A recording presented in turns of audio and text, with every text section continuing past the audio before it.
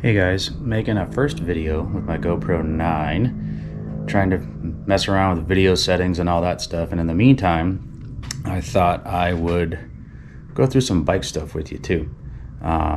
Stuff I've learned from all the different channels I watch, what works well, what doesn't, what university YouTube has to offer is pretty tremendous, so hang out.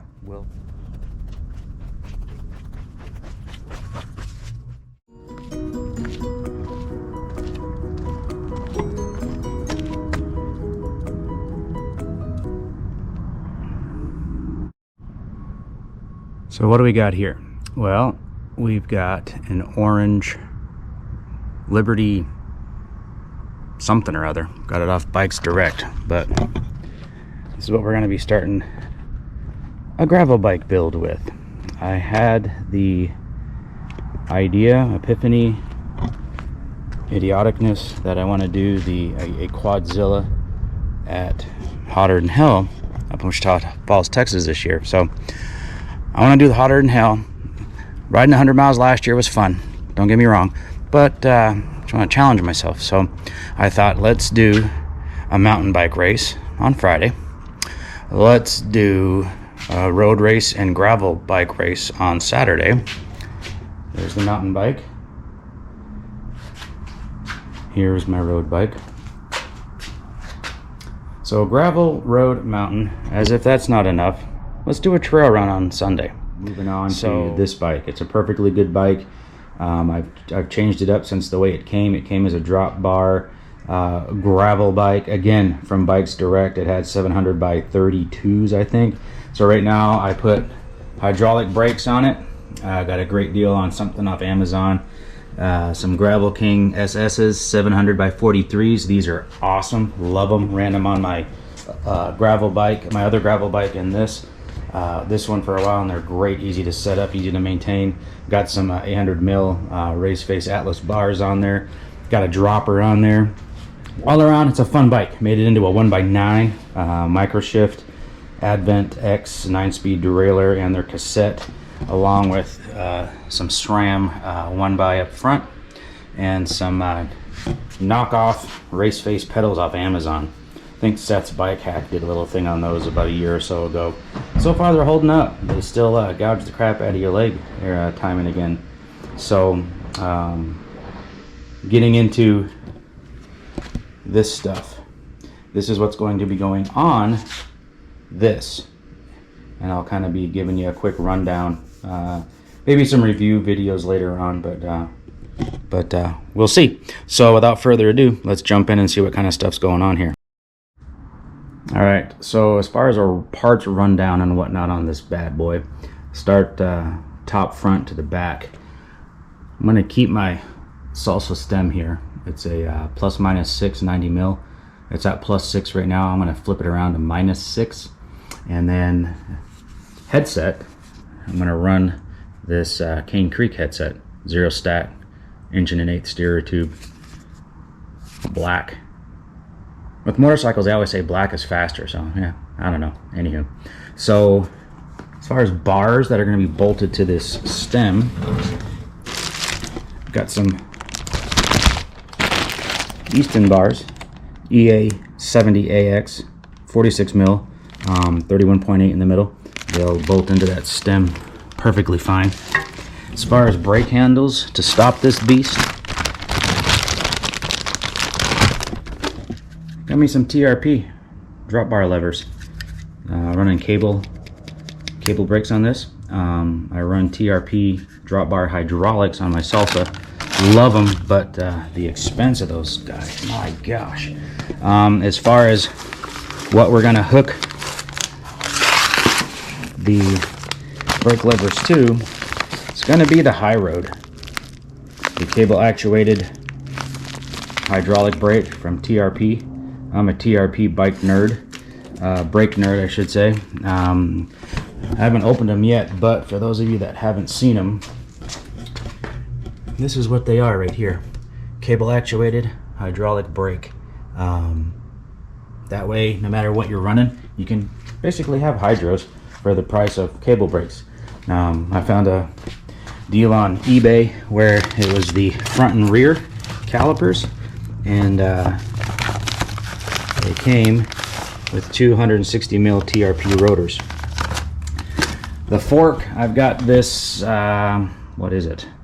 I think it's a Soma fork. I'm not sure. It was one of those things where I just wanted something a little different. I thought this was going to be more of a bike packing gravel bike when I built it, so it's, you know, got attachments here. But I've got another one coming. The vendor on eBay was great, but I think they sent the friggin' thing by horseback. They sent it out last, let's see, today's Wednesday. They sent it out about a week ago saying it would be here February 4th on Friday. Here we are, the 9th. It's somewhere. So when that gets here, I'll show that. So then we're going to be running some Vittoria Terreno Dry 700 by 38. We're going to set those up tubeless. And as far as what to put in there for tubeless, I was just by a local bike shop today. I usually use Muck Off, but the guy highly recommended this orange sealant, I think it is, orange seal, endurance sealant. So figured I'd support local, and picked up a bottle off of him, a couple bottles off him. And then seat post, had this laying around. These charged saddles off Amazon. I really like those for the price. I've got this, and they also make them in like a multicolored. This is my daughter's gravel bike, I built her. And then her road bike. See that? I'll get a little closer. You see the multicolor in those saddles. They're pretty comfy, very affordable. I want to say they're like 20-30 bucks. Normally I use a WTB Silverado saddle. Love those. That's my mountain bike. Got it on my road bike. Got it on my Salsa over there as well. But these charge ones I found are just as comfortable, and the price is way more friendly when you're talking multiple bikes. We're a family of 6. We got 8 bikes, and I think 4 or 5 of them, I won't say are mine, but let the kids use them. Anyway, I'm sorry, I digress. I'm going to change out front chainring and the cranks. I'm gonna go with SRAM, more of a mountain bike-ish crank. Comes with a 32 tooth round chainring. My goal is hopefully more of an absolute black 42-ish oval chainring. I'm going to keep the 1x9 Advent cassette on the back here and still use the derailleur. Obviously this bottom bracket's going to get changed out, and this is where I splurged a little bit. Excuse the camera work here, but this gone with Kogel bearings. They're dub BSA 30 threaded dub bottom bracket built in with ceramic bearings. And to couple that, I'm going to take the derailleur apart, and the guy at Kogel said that these derailleur wheels will go in place of what's there, and they are the 12-inch derailleur wheels. Here we go. And as it says here, cross seals. I also got cross seals with the bottom bracket. They recommend that if you're going to be running like mountain bike or road bike, or I'm sorry, mountain bike or gravel bike. I've got the Kogels on my road bike. That's a different seal. But from what I can tell you, I don't run a power meter, but I do like the way they feel. So moving on. Got the 9-speed derailleur on there, but what I'm going to wind up running is an Archer Components shifting system. So Archer, they have, for the TRP hydraulic brakes, a shift set made, but you got to have the specific brake. Kind of a pain in the butt. Devin kind of knows that. That's the guy that owns Archer. So what they've come up with now is, I probably should have done all this ahead of time. But you see it as I see it. So this is what tells your shifter to shift. wireless, Bluetooth, whatever you want to call it. My kids are saying I'm having a boomer moment, but anywho, these are the shift buttons. One up, one down, and as you see, that 3.5mm plug will plug into here. They also offer different options where you can run multiple shifting buttons, or they say bring your own, they'll help you build them. And as far as what shifts that, I thought you'd never ask. So that little black box that tells your shifter to shift, there's the D1X right there. And it does have a little bit of a cable, however far the shifter is from your derailleur. That's the only little bit of cable you'll need.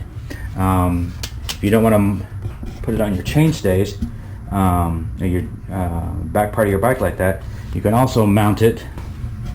They have a water bottle adapter, so you can mount it where your water bottle goes. And again, I think you can see it right in there, little cable, blue wire ties going from the shifter to the derailleur. And this is what I was talking about earlier.